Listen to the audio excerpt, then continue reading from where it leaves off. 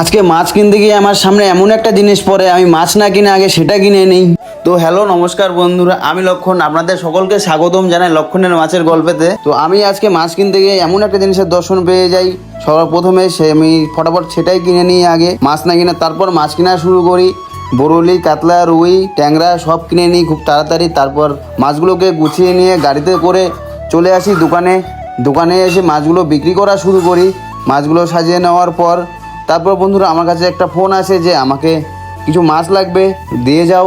তো বন্ধুরা আমি মার্কেটে গিয়ে প্রথমে আসে কি কিনেছিলাম, তো বন্ধুরা আমাকে যে ফোন করছিল সে আমার কাছ থেকে সেটাই চাইলো যেটা আমি পেয়েছিলাম। বন্ধুরা আজকে মার্কেটে গিয়ে প্রথমেই আমি কাঁকড়া দেখতে পাই, লোকাল কাঁকড়া, সেটা আমি প্রায় 1 বছর পরে পেয়েছি। এই কাঁকড়া এখন উঠে না, এখন বৃষ্টির সময় থাকে, কাঁকড়াটা এখন পাওয়া যাচ্ছে। তো বন্ধুরা কাঁকড়াটা আমি পরিষ্কার করে কেটে দিদির বাড়িতে দিয়ে আসতে যাচ্ছি। তো বন্ধুরা আবার দেখা হবে পরের ভিডিওতে, ফলো করে রাখুন লক্ষণের মাছের গল্পকে।